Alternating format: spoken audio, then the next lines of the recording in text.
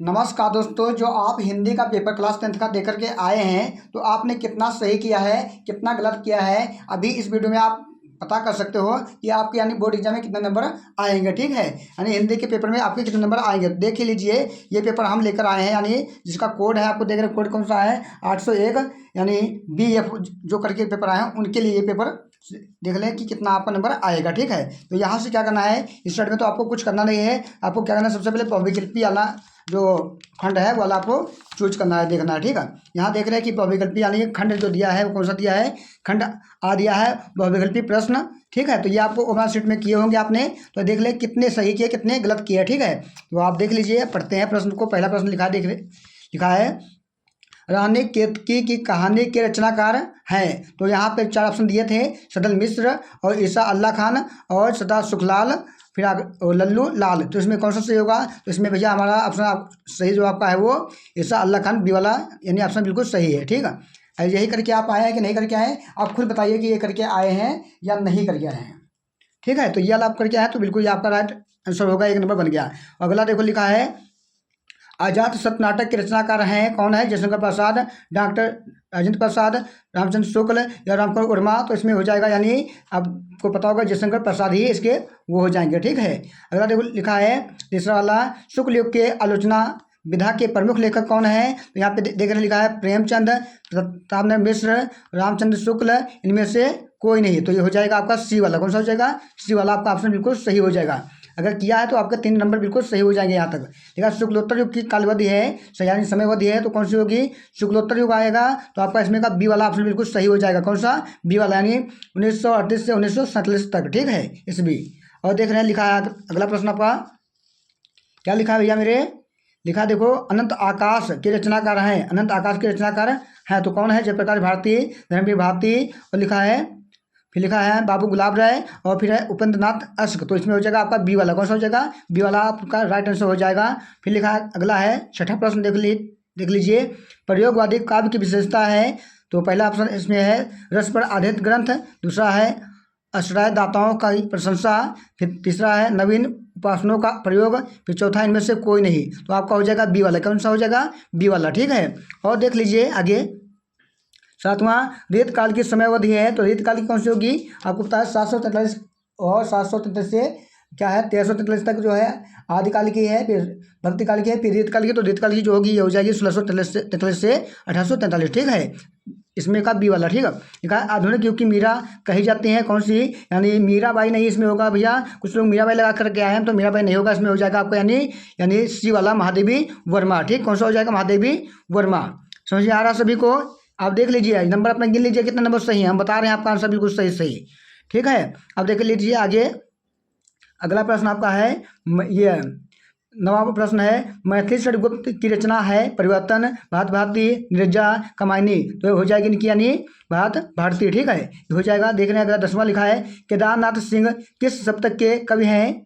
तो इसमें कौन सा, 4 शतक के या दूसरा शतक के या तीसरा शतक के या चौथा शतक के। तो इसमें भैया हो जाएगा तीसरा शतक के। कौन सा हो जाएगा, तीसरा शतक के। ठीक है, और देख लीजिए आगे लिखा है, अब आ गया है इसमें मगा जो व्याकरण होते हैं उसमें से आया है, दूसरे सेकंड से आया है। लिखा है जो घनीभूत पीड़ा पड़ी थी मस्तक में इसमत छाई थी, दुर्जन में आंसू बनकर वह आज बरसने आई थी। आंसू आ गए, आंसू मतलब करुण आ गया, यानी रस दुख हो गया तो हो जाएगा कौन सा रस, करुण रस हो जाएगा। ठीक है, लिखा है रूपक अलंकार होता है। तो रूपक अलंकार कहाँ पे होता है, जहाँ पे उपमेय में उपमान में अभेद रहित आरोप किया जाए तो हो जाता है, यानी इसमें देख रहे हैं बी वाला हो जाएगा। कौन सा हो जाएगा, बी वाला आपका ऑप्शन बिल्कुल सही हो जाएगा। ठीक है, यहाँ तक कितने हो गए, 12 तक यहाँ हो गए। आप देखेंगे 13 प्रश्न संख्या क्या इसमें आपका आंसर सही है, कौन कौन गलत है 13 पे। ठीक है, तो 13 देखने लिखा है किस छंद के प्रत्येक चरण में 11 और 13 मात्राओं के विराम यत होती है, 24 मात्राएं होती हैं। तो आपको पता है रोला में ऐसा होता है, किसमें होता है, रोला में क्या होता है 11 और 13 मात्राएं मिलकर 24 मात्रा पर यत होता है। ठीक है, तो ये हो जाएगा। अगला देख रहे हैं, लिखा है परिपूर्ण शब्द में उपसर्ग है, कौन सा है, तो इसमें पा दिया है, परि दिया है, पूर्ण दिया है, पर दिया, तो ये हो जाएगा पर। ठीक है, बी वाला हो जाएगा आपका बिल्कुल राइट आंसर। अगला है माता पिता में समास है, अव्ययी भाव समास है या द्विगु समास है या द्वंद्व समास है या कर्मधारय समास है। तो द्वंद्व समास इसमें भी हो जाएगा भैया मेरे। लिखा है धीरज शब्द का तत्सम रूप कौन सा है, तो धैर्य इसमें ऑप्शन ए वाला ही इसमें सही होगा। आपने सही किया है गलत किया आप देख लीजिए। तत्स शब्द में विभक्ति और वचन है, इसमें भी आपका हो जाएगा एक पहला वाला ऑप्शन यानी द्वितीय एक वचन, ठीक है। और बाकी ऑप्शन इसमें सही नहीं होगा। ऐसा किया है तो आपका नंबर सही है या नहीं, और कुछ किया तो नहीं होगा सही, ठीक है। और देख लें लिखा है जिस वाक्य में क्रिया की प्रधानता हो वह वाच्य होता है भाववाच्य। क्या होता है, भाववाच्य होता है, ठीक है। अगला देख लें लिखा है विकारी पद कितने प्रकार के होते हैं, 4 प्रकार। विकारी, हाँ लिखा है विकारी पद शब्द कितने प्रकार होते हैं, 4 प्रकार के होते हैं, ठीक है। और देख लीजिए आखिरी जो है जातवाचक संज्ञा शब्द है क्या, शिक्षक, दरबार, अंधेरा, कोमल, तो शिक्षक हो जाएगा जातवाचक संज्ञा शब्द, ठीक है। यहाँ तक दे रहे 20 प्रश्न हमने आपको बता दिए कि आपने इसमें कितने सही किए कितने गलत किए, अब आप खुद देख सकते हैं, ठीक है। अगर इसमें आपने कोई गलत किया होगा तो आपका नंबर बिल्कुल माइनस हो जाएगा। अगर सभी सही करके आए हैं जो हमने बताए हैं तो आपका नंबर यानी 20 का 20 मिल जाएगा, ठीक है। अब आगे देखते हैं यानी जो आपका दिया खंड व वर्णनात्मक प्रश्न, ठीक है। इसमें देखते हैं कि कौन कहाँ से आया है। तो लिखा देखो इस पर क्या करना है, या प्रश्न देखो लिखा निम्नलिखित गद्यांश पर आधारित दिए गए प्रश्नों के उत्तर लिखना है। यानी इसमें जो गद्यांश दिया है इसमें जो प्रश्न दिया है इसका उत्तर आपको लिखना है, ठीक है। तो देख लीजिए यहाँ पहले देखते हैं पहचानना होता है। स्वस्थ होकर मुगल ने कहा माता तो फिर मैं चला जाऊं, और स्त्री विचार कर रही थी मैं ब्राह्मणी हूँ, मुझे लिखा मुझे तो अपने धर्म अतिथि देव की उपासना का पालन करना चाहिए परंतु मैं या नहीं वही, ये मतलब भैया ये आपको पता लग रहा होगा कि किस पाठ से है। और यहाँ से प्रश्न पढ़ोगे इसमें मिल जाएगा लिखा है ममता, क्या हो जाएगा ममता पाठ से है, जिसके जो लेखक हैं कौन से हैं जयशंकर प्रसाद हैं, ये आपको पता होगा ना। तो यहाँ पे संदर्भ भी लिख सकते हो ममता, यानी इसमें प्रश्न ये मिल जाए, ये देखो प्रश्न लिखा है ये आपका दूसरा प्रश्न में मिल जाएगा। और व्याख्या यहाँ से यहाँ तक भी आपको व्याख्या करनी थी, ठीक है। तो आपके यानी 6 नंबर ये कंप्लीट हो गए होंगे अगर ऐसा आपने किया होगा। आगे देख लेते हैं और भी 2 व्याख्या होती हैं तो 2 लोग को देखते हैं और भी कौन सी दी है। यहाँ पे देख रहे हैं दी है इसमें अथवाली दूसरी दी है जो वो लिखा देखो अभी चंद्रमा के लिए अनेक उड़ानें होंगी, ठीक है। चंद्रमा ये कौन सा है, यानी पानी में चंद्रा चांद पर आदमी, ठीक है। ये वाला पाठ है, इसमें जो लेखक है वो आपको लेखक को पता होगा कि इस पाठ से है, ठीक है। तो यहाँ पे प्रश्न लिखा है अंतरिक्ष में, प्रश्न दूसरा है अंतरिक्ष में स्टेशन बन जाने से मानव को किसने सहायता मिलेगी। इसमें देखो प्रश्न यहाँ पे देखो मिल रहा है, यहाँ से लगाकर ये आंसर इसका लिखा था, अपने आपने किया होगा तो आपको 2 नंबर इसका भी मिलेगा।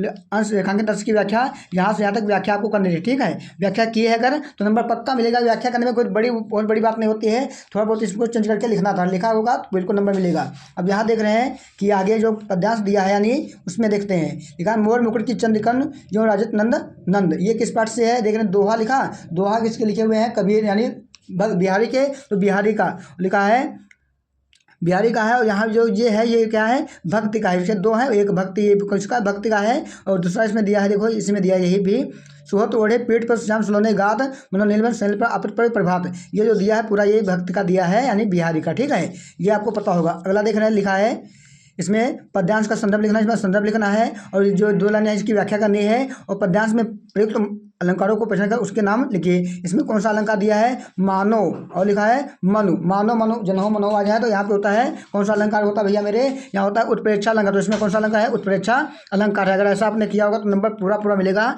1 नंबर आपका नहीं कटेगा, ठीक है। आप देख लेते हैं यानी जो और अथवा में दिए है उसको देखते हैं। लिखा है हे चिर महान या स्वयं रसिम श्वेत भाल वर्षा जाति रंगीन हास शैली बनता इंद्रधनुष परिमल मल जाता है बतास पर राग हेन तो हिम निधान नभ में गर्दित झुकता न शेष पर अंक लिए है दिन छार। भैया ये मेरे किसका है, ये हिमालय से है। हिमालय से किसकी कविता है यानी आपको पता होगा महादेवी वर्मा की। किसकी है भैया मेरे महादेवी वर्मा की। ऐसा किया होगा तो आपका नंबर बिल्कुल सही होगा, एक भी नंबर नहीं कटेगा, ठीक है। और यहाँ देख रहे हैं लिखा है परिमल मल जाता है बतास, इस वक्त में कौन सा अलंकार दिया है नाम बताइए उसका। इसमें ये जो लाइन है इसमें देखो यहाँ पे ला और मा बार बार आ रहा है तो यहाँ पे इसका मतलब हो जाएगा आपका अलंकार कौन सा अनुप्रास भैया मेरे हो जाएगा। तो आपने ऐसा किया तो आपका पूरा नंबर मिलेगा, एक भी नंबर नहीं कटेगा, ठीक है। इतना किया आपने सही तो आपके पूरे यानी 70 नंबर मिल जाएंगे, जैसे हम बता रहे हैं ऐसा करोगे, ठीक है। तो आगे देख लेते हैं। अब आता है आपका यानी संस्कृत आ जाती है, संस्कृत में जो दिया होता है वो आ जाता है। लिखा है निम्नलिखित संस्कृत गद्यांश का संदर्भ सहित हिंदी में अनुवाद कीजिए। आपको पहले इसमें जो दिया है ये पाठ किस पाठ से लिया गया है उस पाठ का नाम लिखना हो जाता है यानी संदर्भ हो जाएगा, ठीक है। क्या हो जाएगा संदर्भ हो जाएगा। अब इसकी आपको करनी है यानी हिंदी अनुवाद करना है। हिंदी आपने पढ़ा होगा यानी जो वो पाठ जो है आपका ये किस पाठ से है पाठ आपको पता होगा नहीं, वही चंद्रशेखरा वाला है पाठ, ठीक है, तो वही पाठ हो जाएगा, ठीक है। यहाँ देख रहे हैं अथवा में दिया है, अथवा में ये दिया है अस्माकम संस्कृत सदा गतिशील वर्तते, यानी ये भारतीय संस्कृत पाठ का है। ये इसका संदर्भ तो अनुवाद हिंदी अनुवाद आता होगा, आपने किया होगा, तो आपको नंबर 5 मिल जाएंगे, नहीं मिल जाएंगे, ठीक है। ऐसा किया होगा, हमको पक्का बताइए, आपको सबको पता है, ठीक है। तो यहाँ देख रहे हैं, क्योंकि आप देखेंगे यहाँ लिखा है श्लोक दिए हैं, यानी इसमें भी आपको लिखना है संदर्भ, ये 2 दिए हैं, एक ही करना है और अनुवाद हिंदी करना है, तो आपको मिलेंगे 5 नंबर इसके भी, ठीक है, 5 मिलेंगे। यहाँ पे देख लो, मैडम लिखा है मंगलम मैडम इत्र विभूत, आपको पता है किस पाठ से है, पता होगा आपको, ठीक है। लिखा माता गुरुत्व भूमि, ये किस पाठ से आपको बताओ, ठीक है। ये जीवन सूत्रार्थ का, यानी इसी पाठ का हो जाएगा, ठीक है। और देख लीजिए आगे, अब यहाँ लिखा है एक आपको लिखना था श्लोक, क्या लिखना था, श्लोक नहीं, यहाँ पे सॉरी ये श्लोक नहीं है, क्या लिखा है, तो आप खंड काव्य है, खंड काव्य, यानी जो अगर हृदय से है तो क्या लिखना है आपको, जय सुभाष लिखना है। जय सुभाष कहाँ पे है देख लीजिए, यहाँ सब नहीं करने होते हैं, जो आपके जिला वाइज होता है, जैसे कि ये मुक्त दूत जो है ये उन्नाव के लिए है, ऐसे ज्योति जो आ रहा है तो ये कोई अन्य जिला के लिए होगा। ऐसे ही अगर हृदय से आप हो, कहाँ से, हृदय से आप अगर हो तो यहाँ पे आ जाएगा आपके लिए जय सुभाष, क्या आ जाएगा, जय सुभाष। जय सुभाष में देख लिखा है जय सुभाष खंड काव्य के नायक सुभाष चंद्र बोस की चारित्रिक विशेषताएं लिखिए, या लिख सकते हो जय सुभाष खंड काव्य के किसी एक सर्ग का सारांश अपने शब्दों में लिखिए। देखो एक सर्ग कोई लिख दो, इतना ईजी आया है कि जो तुमको पता हो सर्ग वो अपने मन से लिख दो सारांश, ठीक है, कितना अच्छा है ना, तो नंबर बिल्कुल आपके नंबर कंप्लीट हो जाएंगे, है ना। अब देखते हैं यहाँ पे लिखा है, अब यहाँ भैया आ जाए, क्या आ जाएगा यहाँ पे देख लो, यहाँ पे लिखा है निम्नलिखित में से किसी एक लेखक का जीवन परिचय देते हुए उनकी एक प्रमुख रचना का उल्लेख कीजिए। एक रचना आपको लिखनी है और जीवन परिचय लिखना, तो जीवन परिचय आपको पता होगा, यहाँ से कोई ना कोई जीवन परिचय आपको तीनों से मालूम होगा, है ना। रामचंद्र शुक्ला का सबको याद होता है, इसमें से दो कोई ना कोई एक आपको पक्का पता होगा, ठीक है। अब अगला देख लीजिए, पद्यांश में दिया है जीवन परिचय इसी प्रकार से 3 दिए हैं, सूरदास और मखनलाल चतुर्वेदी, सुबोधन कोरी चौहान, इसमें कौन सा आपको मालूम है वो आप लिख सकते हो, ठीक है। तो ऐसे ही आप क्या करना है, अब आ जाएगा भैया मेरे का क्या आ जाएगा, यहाँ देखने लिखा है अपने पाठ्य पुस्तक के संस्कृत खंड से कंठस्थ कोई एक श्लोक लिखिए जो इस प्रश्न पे मतलब, तो आपको जो श्लोक याद है वो लिखना है, जो इसमें ना आया हो वही लिखना है। अगर इसमें आ गया तो आप नहीं लिख सकते हो, लिखोगे कितना नंबर मिलेगा, 2 नंबर इसका भी मिल जाएगा। अब क्या है, अपने जनपद में स्थित किसी धार्मिक एवं ऐतिहासिक स्थल का वर्णन करते हुए अपने मित्र को पत्र लिखिए। वाह, पत्र भी अपने मित्र को लिखना है, कोई ऐसा स्थल बहुत धार्मिक करो उसमें मित्र को बुलाओ, पत्र लिखो, ठीक है, कितना अच्छा आया है ना। अब यहाँ पे देख रहे आए हैं भैया आपके 4 प्रश्न दिए हैं, इसमें 2 प्रश्नों का उत्तर आपको देना है, ठीक है, तो इसे आपको करना है चुप है, ठीक है। अब लिखो, देखो इसमें से 2 कोई कर लो, फिर और देखो यहाँ पे लिखा है आगे निम्नलिखित में से किसी एक विषय पर निबंध लिखिए।